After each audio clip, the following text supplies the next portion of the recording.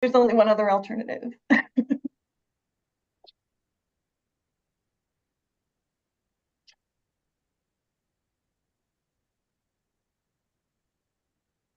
Oh, Brittany.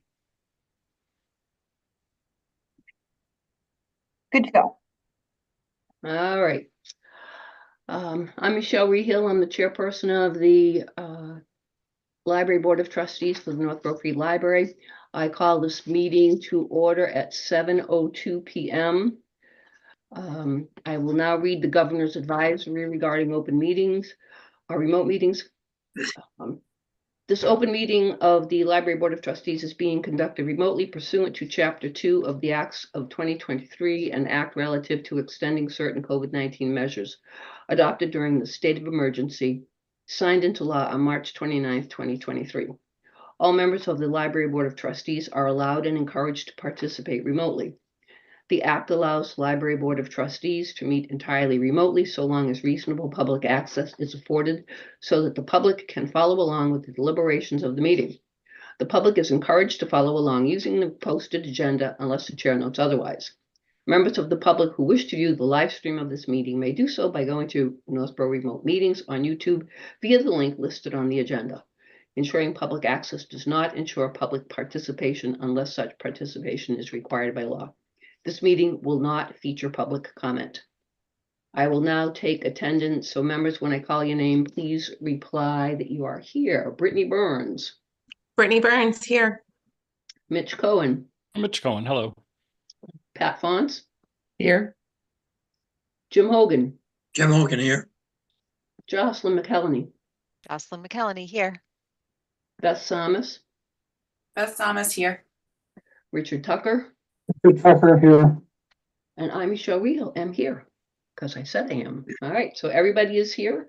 And also with us, we have Jen Bruno, Library Director. Okay, having gotten through that part of the show, we will move on to the approval of the minutes from November 19th, 2024 and the December 10th, 2024 meeting.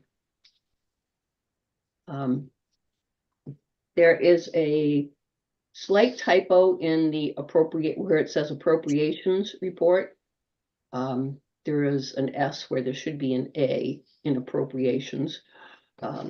So that will be fixed. Got it. I'll take care of that.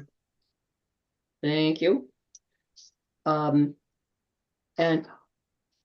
there's one I think we should keep it in the December report for item number 1 under new business. It actually has an exclamation point instead of a 1.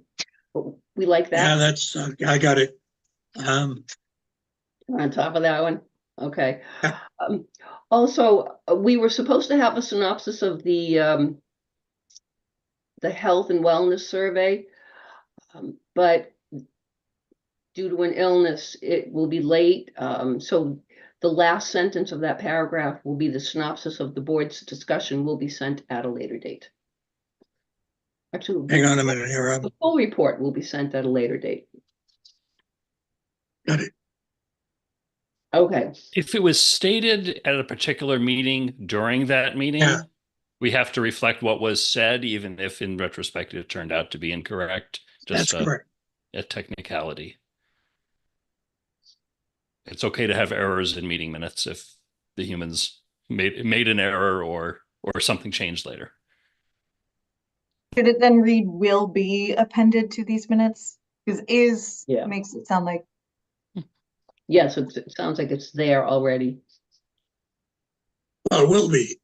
Yeah, because we did say at the time we said they will be appended. that's fair. Oh, jokey. If someone down the road were looking at this a month from now, I assume they'll be done and they will be appended. All right. So that being said, can I have a motion to accept the minutes as I almost had as appended, as amended?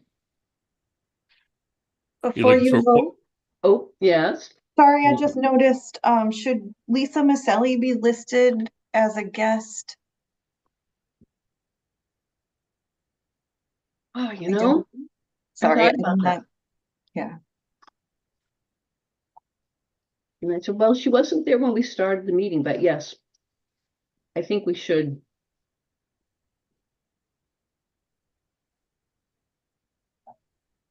All right, so we will add Lisa Maselli.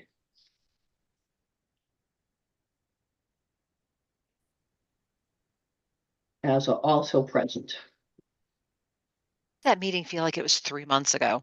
Ah, and Sorry. I'm like, what do you mean, Lisa Maselli? I'm looking and looking, I'm like, what? Yeah. Wow. yeah, she talked about the sign. Yeah. And I'm looking, I'm like, there's no way that was 4 weeks ago, but here we are. It was. Okay, now that you saved us once again, It was last year, Jocelyn. It's okay. thank you, Brittany. Would Are you someone looking for one motion for both sets of meeting minutes, or do you want them separate? because they can be done together because we put them on as one item on the agenda. I'll make a motion that we approve the meeting minutes of November 19, 2024 and December 10, 2024 as amended. I will second that. Thank you, Jocelyn. I will do a vote. All right, all those in favor of accepting the minutes for 11/19 and 12/10/2024, please say aye. Brittany Burns, Brittany Burns, aye.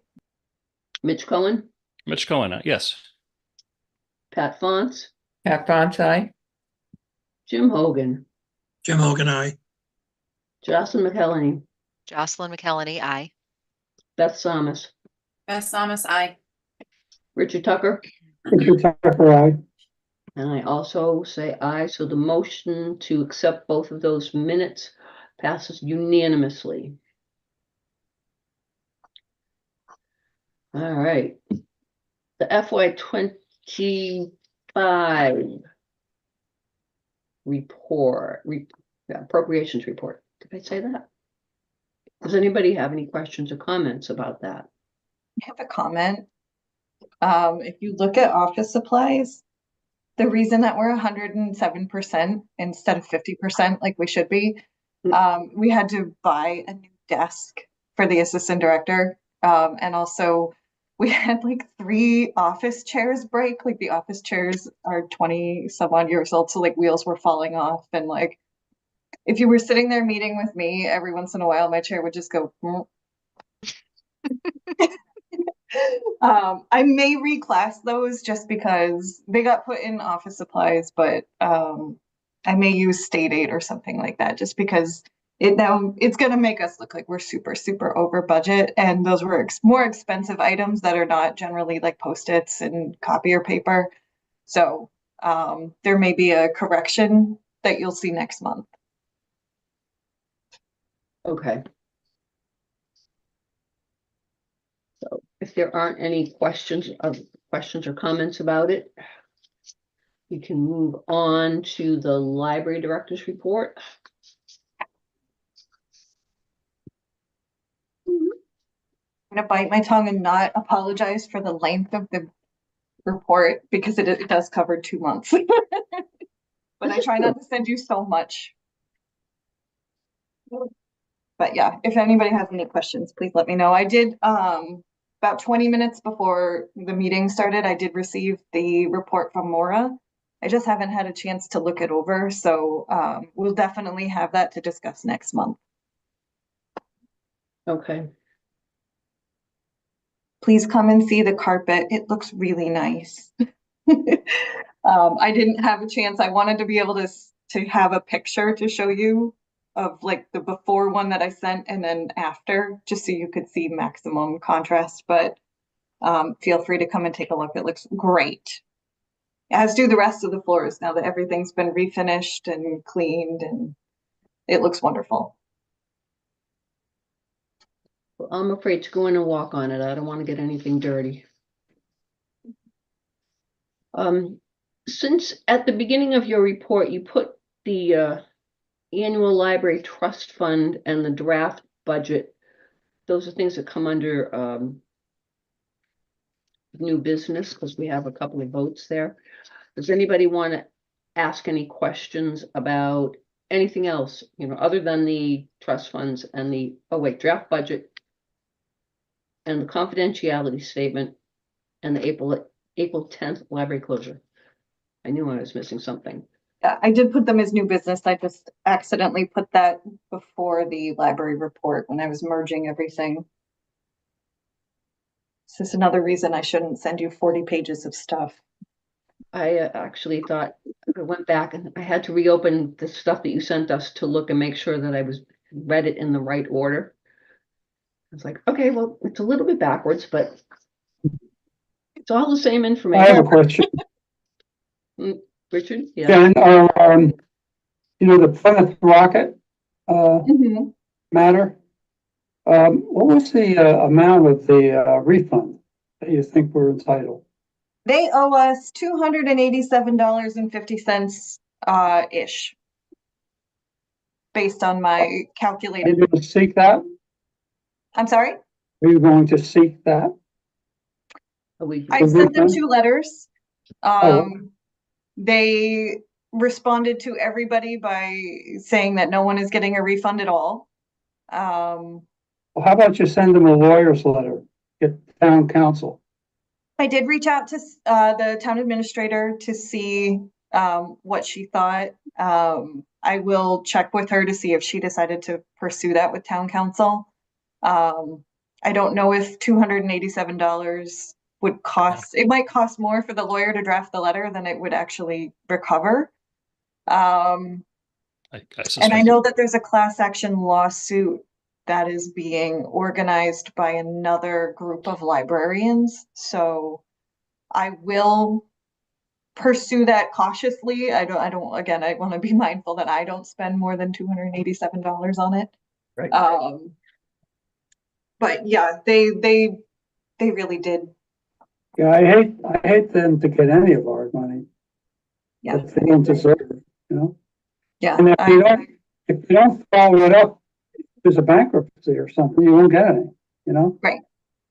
So. Yeah, I will pursue it at least a little bit more because they left everybody in a lurch. If you use town council, does that come out of our budget? Do we have to pay them?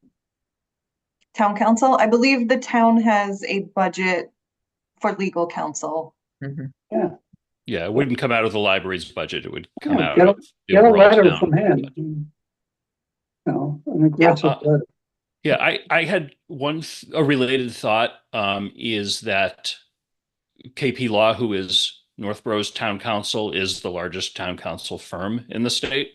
They probably represent a number of the other libraries that were impacted by this. There might be a strength in numbers situation as far as even just, short of class action, which is a big process, short of, just having town council write a letter and 15 libraries agree to share the cost of doing that. And then all of a sudden, then it costs us $20. Right. And KP Law is a good firm to work with. Right. I'll bet they could find a way to do that. So, that might be, either you or any of the other library directors impacted by this that's served by KP Law, it says, hey, we have a business related question. Can I talk to you? And they wouldn't charge for a simple question, a process question like that. And they could let you know whether that's something feasible. They would probably ask that, one library director be the point person for the group, and that they could do that. And I don't know how exactly the billing would work, but one way or another, that could probably get sorted out. That's a good point. I will pursue that and go ahead. I'm sorry. I have another, this is a kind of picky, but see under minor patrons, where you have that? I'm sorry, say that again. Is that part of minor patrons? Are we getting into the policy then? Yeah, I guess we are. Okay. Yeah, if we can hold off on that, All right. Okay. we're gonna have to visit that whole policy under new business. So I did want to say though, Jen, I'm very thankful that you and your team had the foresight to get out of the other program with Rocket. So I just wanted to share that appreciation. I think that was really good planning on your part. I agree. It seemed like the writing was on the wall there. Okay. If there aren't any other questions about the report in general, we can go back to it if we need to, but do we want to move on to the discussion of the annual report? I mean, the annual trust fund report.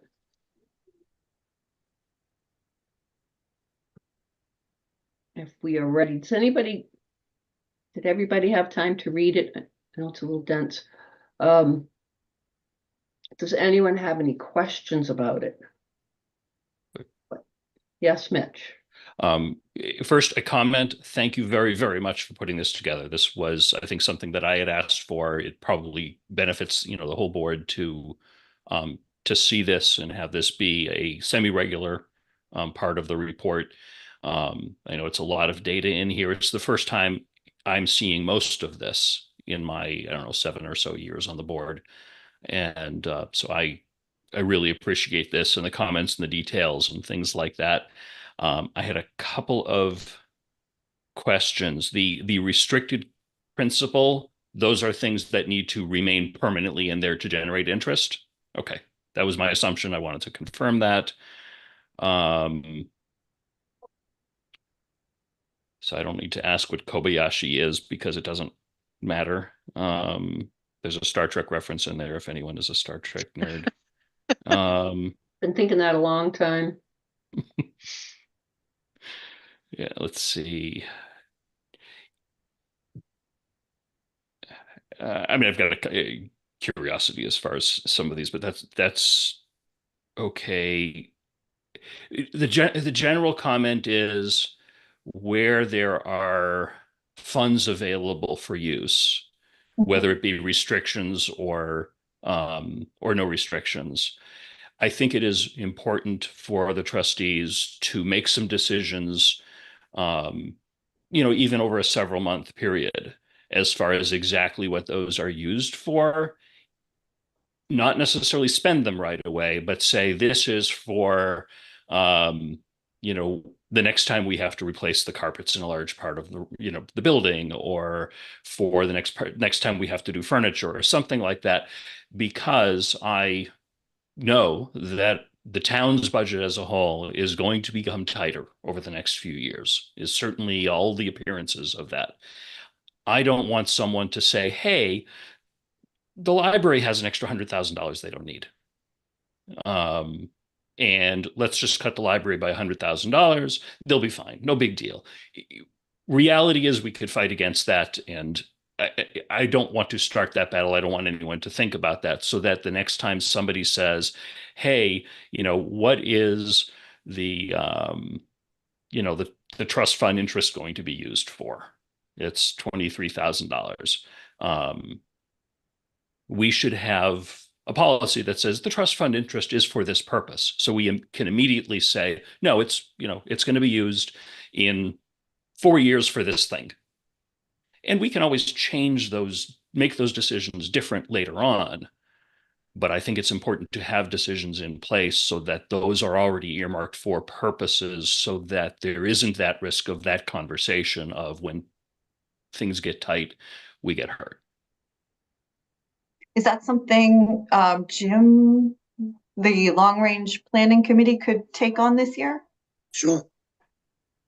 I think that was something that we had put in our long range plan to work out. So maybe this is a good time to start visiting that. But I agree. Picking up on what Mitch was saying, I think the more we can allocate things toward content, the more support we're going to get from the public, as opposed to physical things in the building.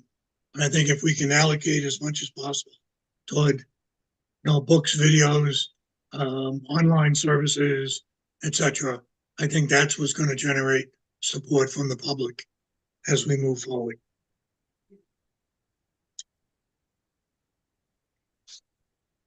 And the other comment is some of those items we could probably spend down. New building account, we shouldn't have any money left over. The town paid for that years ago, that should get zeroed out. We should Oh, My just, chair, $61. my chairs. yeah, yeah, Yep. perfect. You're right. Yep. Yeah. Yeah. Yeah, just again, because somebody's going to say, "Hey, why are you holding on to that money?" It's just, All it's one. $761.35. Yeah, well, it's just I it's a know. line item to make it simpler. When there is justified need relating to building fund, just spend it. And there are probably a couple others like that it probably doesn't make sense. Yeah. I have to tell you, Mitch, I thought about that same thing. It's like, Okay. some of these smaller things it would be good if it was dealt with, and that the new building fund was the one that kept popping into my brain.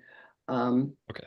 And some of them are small, are very close. I'm sure that there really isn't a lot left. So, all those accounts are going to sunset pretty much shortly.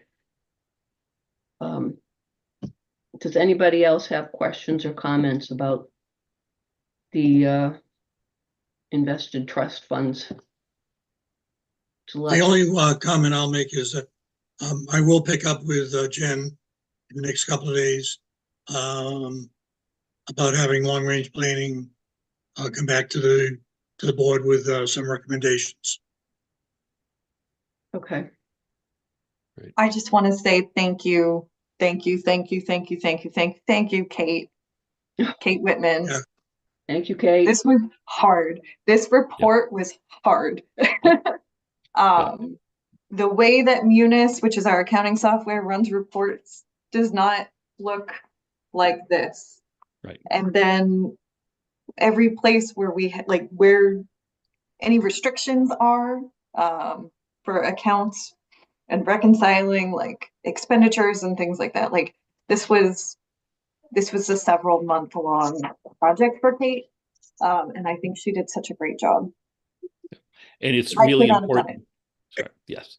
Yeah, it's really important for you, Jen, and the town accountant and the town finance director to have the same data. So my hope is as this was worked on back and forth, that then Jason then flows some of these pieces of data into the Munis end, so that when he has to run a report, he gets in theory, should have the same thing. And it may take a little bit of time to do that, but eventually Munis should be able to export this. But that's not a simple process.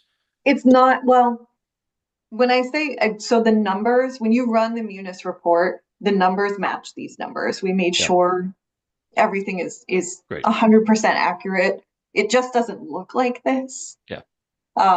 Because it just gives you an account number. Yeah. So for us to keep track of what's restricted principal and what might have, like, even the restrictions on spending, like the annual fund is technically accounting wise an unrestricted fund, but because there are restrictions that were placed when we were raising the money, it's not a fully unrestricted account. I apologize to the world who can hear my cat right now. He's 22 and he's cranky. 22. Wow. If you do have other curiosity questions or anything, like, I'm fully prepared to talk about these, so feel free to ask if you're not sure what something is. Happy to go through it. My last question is about how frequently do you anticipate updating these? I know some of those numbers are very static and never change, and some change very, very frequently.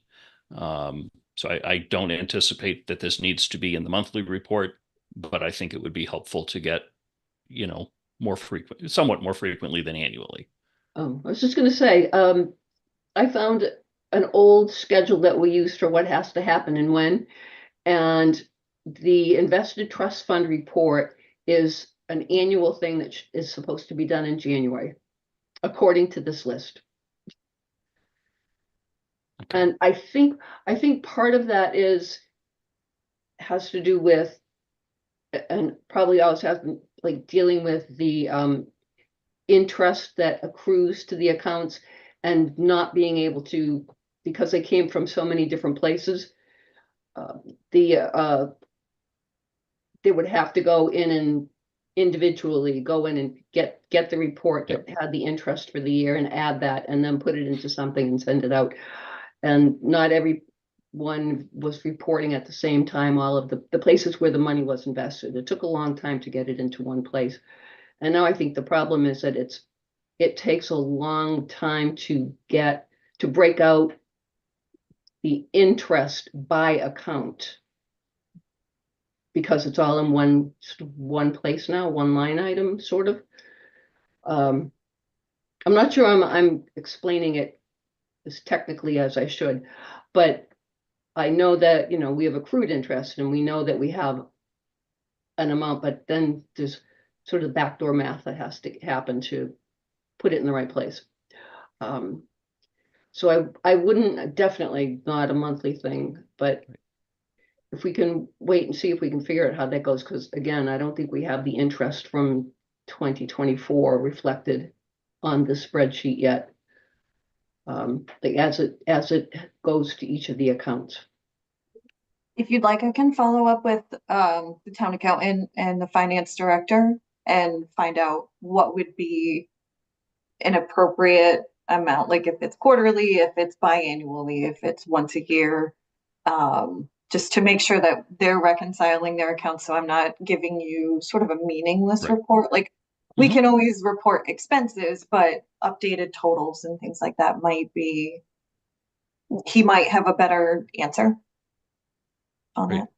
Yeah. And if he has the ability, or she has the ability, if the town accountant has the ability to put some labels next to the account numbers and things like that to make the job easier to generate something like this, would make it easier to run it more frequently, as well as make yours and particularly Kate's life easier to put it in presentable form. Now that we have this spreadsheet, it'll be easier. It won't take as long because the comments and the different columns won't change and they're there. So what we would do is, if something gets spent down, that'll be reported as a 0, and then in subsequent reports it would be removed. And then if we get anything additional, we would add that in. But now that the report is here, that piece of it is better. It's just, as Michelle explained, kind of the interest and how often is that calculated and allocated and updated and things like that. So to be continued. I will report on that for next month. Okay.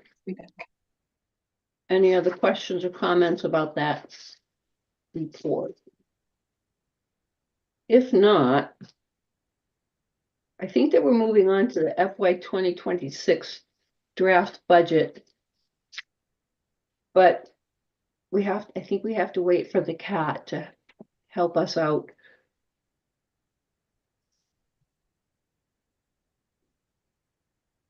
We're doing the draft today. I'm so sorry. Hey, gotta do what you gotta do. Okay, the draft for the budget for FY 2026. I can't even think that way.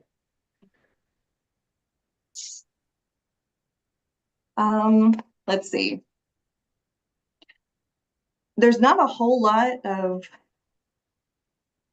changes. We don't have a lot of huge asks this year. We got those last year. Yes. So this budget is within the 3% increase that the town accountant and finance director had asked us to do. So we only had to do one budget, which was nice. If it had gone over 3%, we would have had to do several other exercises just in the event that the town has to scale back. So we're firmly within that 3%. Some of the things that inadvertently helped us to meet that 3%, we had a lot of turnover. So we had a little bit of extra in our salary line item that helped sort of budget in the remainder of those hours for our part-time to full-time transition for our reference library assistant. When Donna retired, she was our reference librarian part-time. We replaced that position with a library assistant to be consistent with the way that the other department, the children's department, is structured. So We didn't need an MLS required part-time 19-hour-a-week person. We just needed a library assistant position. Natalia is doing amazing. We're so happy to have her. And it did allow a little bit more flexibility in our salary budget. So that helped us stay within the 3%.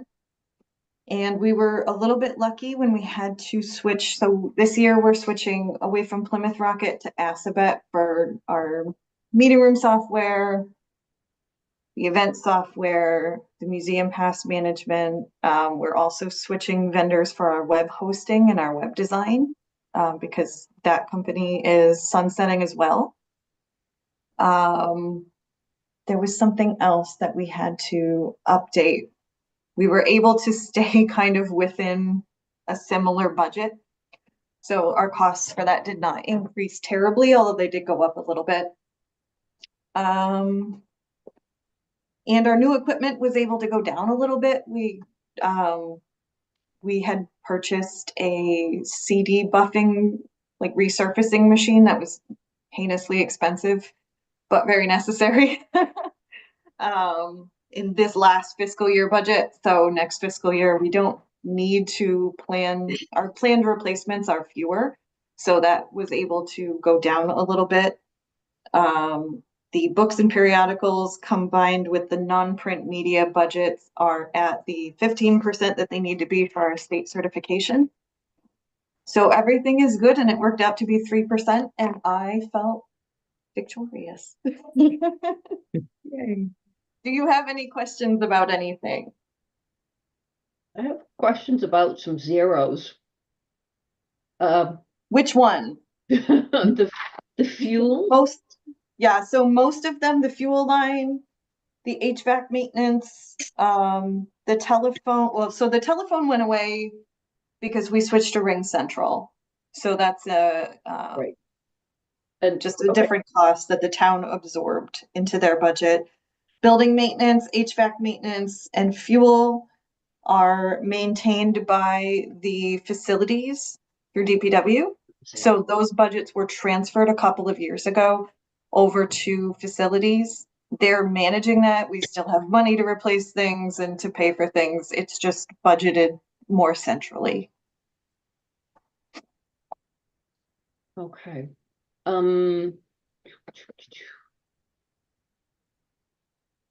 There was something else. The office supplies line item, we didn't have anything. It says nothing for the actuals for 23 and 24. Yeah, I don't honestly know why. It's just This was just a printed, everything was sort of filled out with the exception of 25 or with the exception of the 26, the new budget. And I think I just didn't look at the previous columns because they were pre-populated. So obviously we do have an office supply budget right now. That is a typo. Okay. I didn't mean to be nitpicky on that one, but I think that was it. It'd be good to double check those things just in case there are any totals wrong that might cause the overall percentage to be off. I don't know how the cells are calculated there. Hopefully those won't matter though, because the percentage is based off of 2025 and those numbers are there, but yeah.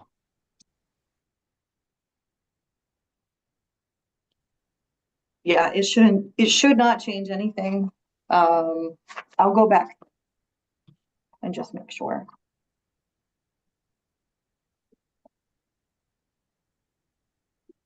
All right. Any other questions? Oh, you look like you hit the $1 million mark. No. We're there. Whew.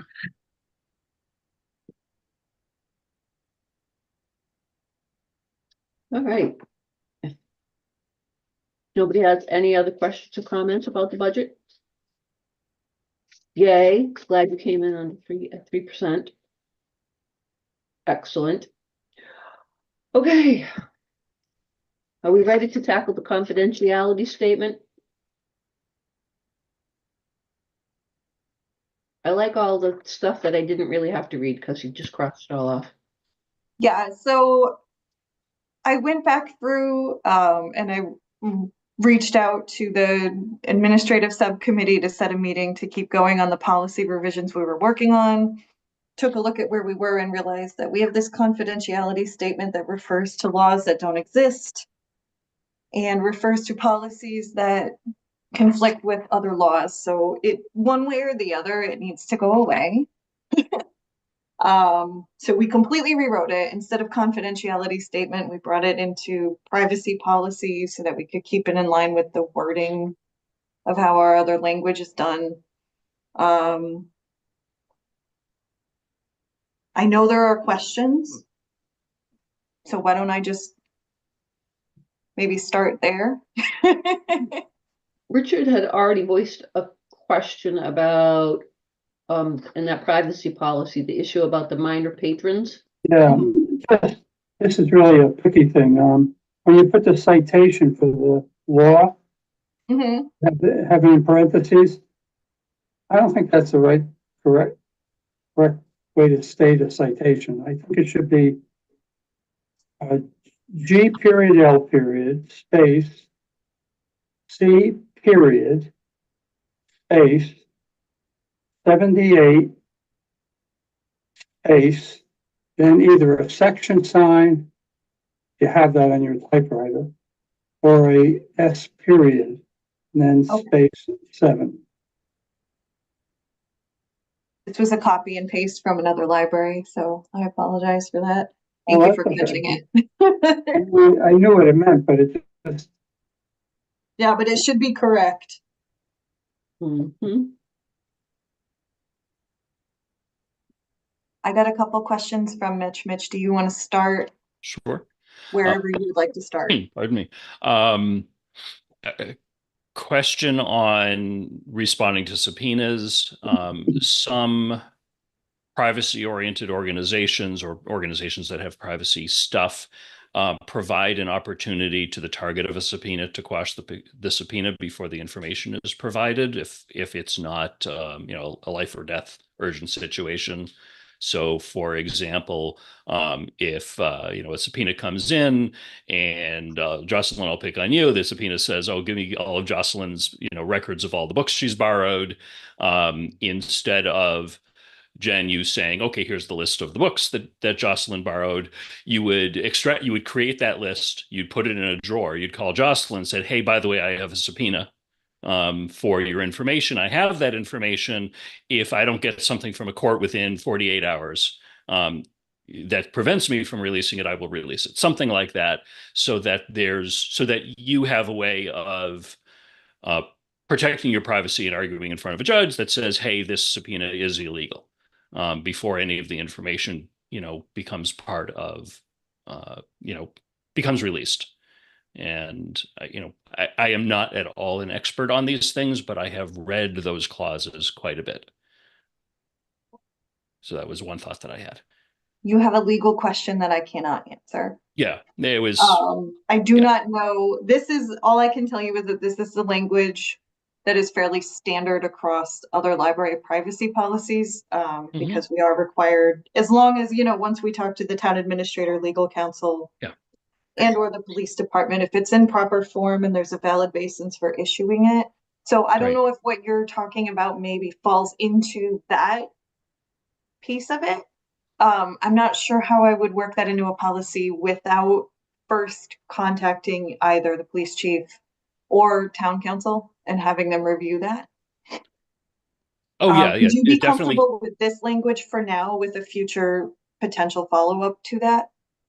Yeah, I mean, this is an enhancement to the policy. It's not a concern other than I think it's good practice that, given that we have information that is very private, and I think as policy, we want to keep it private, that if, for example, Jocelyn, there's a subpoena, that you would probably want the opportunity to argue, no, that, look at the subpoena, make an argument that says you can't do it, and then we would follow whatever somebody says at the end of the day. So I think that would be a good enhancement, but I don't think it's necessary to block. Other than that, that part of it is fine with me. A couple of other questions, Yep. Jen, if you want me to move on. Can I just, I'm going to make a note really quick that Okay. what I will do is follow up on your question with the administrative subcommittee at a future meeting. I'll see if I can find some less vague instructions. You know, maybe whether it be a library or some other government organization that has something like that. I'll bet I can find it. Okay. That was going to be my ask, is if this is written out somewhere else that explains this, it would be helpful to have that language to refer to. I have seen many large corporations sort of list this in their public relations information, but not necessarily their legal policy that might be internal. Okay. So I know there are organizations that do it, but I'll see what I can find. The next one was on searches of the online catalog. In this, we say neither the library's computers nor the automation software retain any copies of the search. Sort of, kind of, technically, that's correct, but I checked. We use Google Analytics, as does CW Mars, and they track everything that anybody searches for. That is actually not true. Okay. I read your thing and I went, ooh, Yeah. I know that our Google Analytics for our website only tracks hits on the pages. Okay. So I called Jeanette, who is the executive director of CW Mars, and I asked her, and she says that CW Mars does not track nor keep through Google Analytics or anything else records of what you're searching for in the catalog. Okay. But they Google specifically don't want it to. Right. So you can customize your reports when you're looking at the analytics reports. I will take another look. I trust that you talked to the CW Mars person that was already familiar with the question, it sounds like. I know we don't want that data. We do not want that data. Right. They do not want that data. I think the way that she explained it, they've taken steps to make sure that data is not something that's, if you'd like, since it was a phone conversation, I can have her follow up in writing and give us something that explains kind of what I just it would be helpful. I used to be a very regular user of Google Analytics and knew how it worked. Based on working on mobile apps for the last several years, I don't use the same Google Analytics, and it has changed. So it is very possible that what I am saying is true is no longer true, that there may be ways of saying, don't track this information in the way that the Google Tag Manager is created. Mitch, is your concern that Google is keeping this data even if CW Mars and the library isn't accessing it? Correct. So that might be a good follow-up question, Jen, because CW Mars may never see it, but we have similar things at the high school too when we use Google in-house. So all right. Technically, the policy is the language as stated is still correct. The library's computers and the automation software do not retain copies of it. But your point is good. If Google, who seems to know everything about everybody, is retaining copies of things, we should know about it. I think for me, that would mean that I would probably stop using Google Analytics since we are switching websites anyway. I'm not sure if our new person is using Google for these tracking. Essentially everybody does because it is very good and it is very free. But there are alternatives out there that are more privacy oriented that wouldn't give you the same information, same quality of information, but might be more privacy preserving. And that's a subject for another day. And then the last thing, and this was in the email, I said, I think, and put it italicized, that email lists maintained by public entities are public records. And I have read that in a few places. I did a very quick search before sending that email to you, Jen, and I could not validate that. I know it's been something that people have talked about, and I don't know the current state of that. But I wanted to bring that up since we do say in this policy that we won't release it. That I don't know whether you're able to find any information on that yet. The only thing that I was able to find were some references to library newsletters falling under library, like state laws protecting library confidentiality or data Okay. patrons. So my thinking is that email addresses of patrons who have subscribed to our newsletter would be confidential, not public record, because it's an email address, it's personally identifying information, but that the content of the newsletter would be. Yeah, the content would obviously clearly be public because but if you're sending the same thing out widely, then it's not, I wouldn't see that as being confidential. If the information isn't confidential, then the list of the people that received the information probably wouldn't be confidential. I hadn't thought about it specifically regarding library laws, which I love, and maybe that gives us the protection that we need there. So I believe so. I can also check. Okay. That sounds like a town council. Might be a question town too. council thing, or Yeah. MBLA or somebody like that would be great. Yeah. I'm not opposed to going forward with the language that it is, with the caveat of let's verify and make the change at an upcoming meeting if we need to make a change. Okay. Yeah. So I'm going to make a note there. Thank you for reading this thoroughly and bringing up those questions. Of course. All right. Are there other questions? Anything else? So the only change that we've actually made is sort of just a correction to the way the general law is cited in there. So we will fix that little bit. So other than that, there are no other changes that we are proposing to make to this policy. If not, we need a motion to vote. So, is there anyone who would like to move that the confidentiality statement be accepted as, is it revised or is it as presented or as corrected? Corrected would be fine. As Amended. corrected. And do we call it now the privacy policy instead of the confidentiality? Oh. Yes, on here, it says confidentiality statement. Yeah, policy is stronger than a statement. If it's corrected, it should be a policy. Yeah, actually, is it a policy? It says, no, it says privacy. It was a confidentiality statement. Now it is a privacy policy. All right, so we need a privacy policy. All right, so I will make a motion that we approve the new privacy policy as corrected, and that it replaces the prior confidentiality statement. I second. All right, so Mitch hang on, Mitch made the motion. Beth. And who seconded it? Beth. Beth, thank you, Beth. All right, all those in favor, I'll do the roll call. Brittany? Brittany Burns, aye. Mitch Cohen? Mitch Cohen and I. Pat Fonts? Pat Fonts, aye. Jim Hogan? Jim Hogan, aye. Jocelyn McElhenney?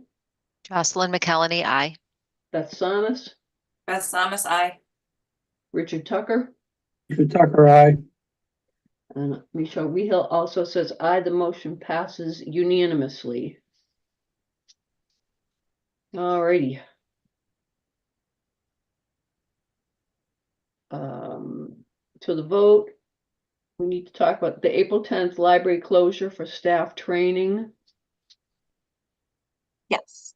So a few weeks ago, the Health and Human Services Director, Isabella Russo, approached me and said the Shrewsbury Family and Youth Services or Health and Human Services, I'm not sure what their department is called, they have a certified instructor for mental health first aid training.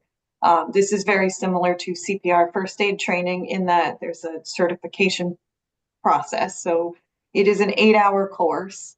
You can either take it as an 8-hour course or 2 4-hour courses that are a week apart. They really don't want to do it more than a week apart. There's a minimum number of people that are required, but if we meet that minimum between the two departments, I think it's like 10 or something like that. She'll come out and she'll do the class at no charge. The mental health first aid training is designed to teach members of the community how to recognize and assist others when they are facing mental health and substance use crises.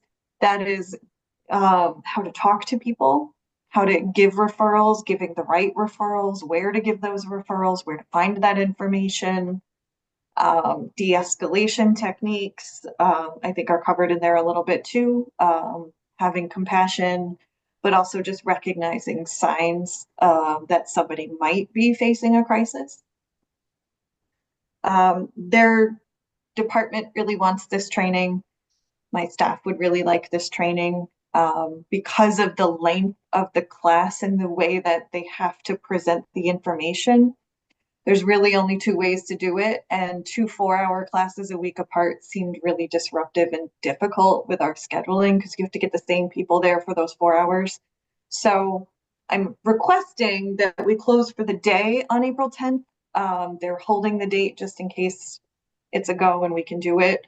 We would have this joint training with Health and Human Services, which is a really good opportunity to interact with some of their new staff that we have not met yet. And to receive this training, which I think could be very, very helpful, given the rise in some of the situations that, well, nationally everybody is dealing with, but specifically we're seeing a bit more of at the library than we're used to, or than we used to previously. So that is that agenda item. Do you have any questions? It sounds invaluable. I think it's really important. Really. Agreed. All right. If nobody has any questions, then would someone Michelle, like to... Oh, yes. Sorry, I do have a question. So yes, I agree that this is valuable, but the fact that the library is already scheduled for an early closure, does that impact pulling staff? Like I don't even know if I'm going to ask this question correctly. Does this impact how the staffing would have been handled on that day? We picked that day because it was already scheduled to be a staff development day. So everybody Okay. that can generally be scheduled has that date earmarked and is available. Okay.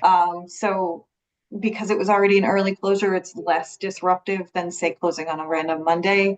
And it's also the best chance we have at getting the majority of our staff to be able to attend. Okay. Thank you. I think that's the clarification I wanted. All right. Anything else? Anyone else with comments? If not, would someone like to move that the library be closed for the full day on April 10th, 2025 for the purpose of staff training? I will make that motion. Thank you, Jocelyn. I'll Wow. second. Thank you, Pat. All right, roll call vote. Close the library for the full day on April 10th, 2025 for the purpose of staff training. Brittany Burns, Brittany Burns, aye. Mitch Cohen, Mitch Cohen, aye. Pat Font, Pat Fonts, aye. Jim Hogan, Jim Hogan, aye. Jocelyn McElhenney, Jocelyn McElhenney, aye. Beth Samus, Beth Thomas, I. Richard Tucker, Richard Tucker, aye. and Michelle Wehill also says aye. The motion passes unanimously. Thank you. All righty. Was there anything in the director's report that anybody wanted to go back to, or are we? Can anybody tell who's in the Grinch outfit? People who were there can. It's me. Oh, It's the Grinch. It was so fun. Hysterical. It was I got very lots of- cool. I was I glad. don't, I have one item. I don't remember if it was mentioned in your report, but the signs, the outside sign, we the select board approved, the ARPA funds for that. It was the day after the trustees meeting. And we increased the budget for the purpose of making sure that there was sufficient funds to run the electricity in there. That I think all of us thought that that was important, and I certainly did. Given that we were doing the ARPA closeout at that meeting and we had a little bit of leftover money, we were able to increase that. That also makes sure that, given I wouldn't even call it the procurement process to date, but the discussion with one vendor process to date was very quick. I had concerns that, other things could come up. I want to make sure that this gets done right, particularly for the library, but in addition to the other municipal buildings. So that was done. I wanted to let everybody know that. Thank you so much. I forgot to put that in the report. Yay. All right. Is there anything else that's going to come up? Not that it's going to come up, but Jen, thank you for continuing to add the comments, the things we're excited about, I don't even think I read all of them because, to your point, there was a lot that was in there, but it's a really nice addition to the report. And I think it gives us a line of sight into the day-to-day, the little things that get missed when we are spending our time looking at the trust fund account balances and looking at policy changes. Like, everything on there is important. And it's important because of all of those comments that you share with us. So thank you for keeping that top of mind for all of us. It's my favorite part of the report. Mine too. It was a great addition. Thanks. All right. Any other comments? If not, the next meeting will be February 11th, 2025 at 7 p.m. and it will be remote. At this time, would someone like to make a motion to adjourn the meeting? I'll move to adjourn the meeting. Thank you, Richard. Do I have a second? I'll second that. Oh, Pat? I'm Give gonna it to go Pat. with Pat. Yeah. She got it. All right, all those in favor of adjourning the meeting at 7:59 p.m. Brittany Burns, Brittany Burns, aye. Mitch Cohen, Mitch Cohen, aye. Pat Fonts, Pat Potts, aye. Jim Hogan, Jim Hogan, aye. Jocelyn McKelney, Jocelyn McKelney, aye. Beth Samus, Beth Thomas, I. Richard Tucker, Richard Tucker, aye. Michelle Rehill also says aye. The motion carries unanimously in the affirmative. The meeting is adjourned at 7:59 p.m.